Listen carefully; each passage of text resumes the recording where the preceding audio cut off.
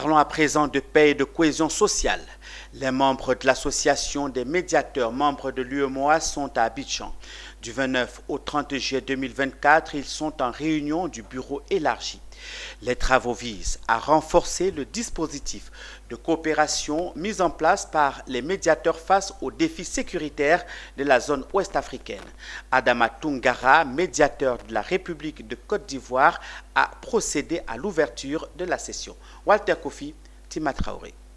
Entre les crises sanitaires liées aux menaces terroristes et les conflits sociopolitiques qui minent l'espace ouest africain, l'association des médiateurs membres de l'UEMOA tient à jouer son rôle. Adama Toungara, médiateur de la République de Côte d'Ivoire, procédant à l'ouverture des travaux du bureau élargi de l'AMP-UEMOA, a invité chacun des membres à faire de cette occasion une opportunité pour renforcer le dispositif des organes de médiation.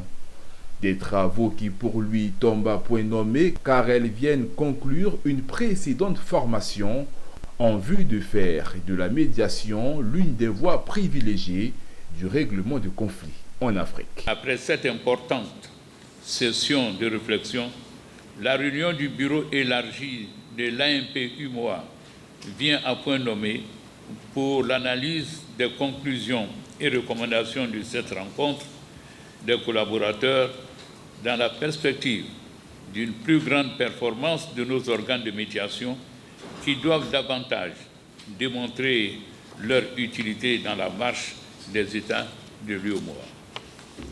La mise en œuvre du plan d'action 2023-2027, dont les modalités seront certainement définies au cours de nos échanges, permettra assurément d'atteindre dans une démarche stratégique cet objectif d'efficacité. La réunion d'Abidjan revêt ainsi un intérêt certain.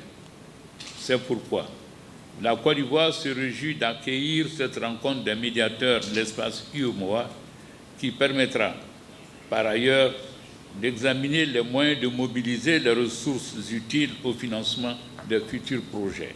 Exprimant sa gratitude à l'État de Côte d'Ivoire pour l'accueil et les efforts fournis pour le bon fonctionnement de l'association, la présidente de l'AMP-UEMOA a rappelé la place que son institution occupe désormais en termes d'équilibre social dans la zone UEMOA.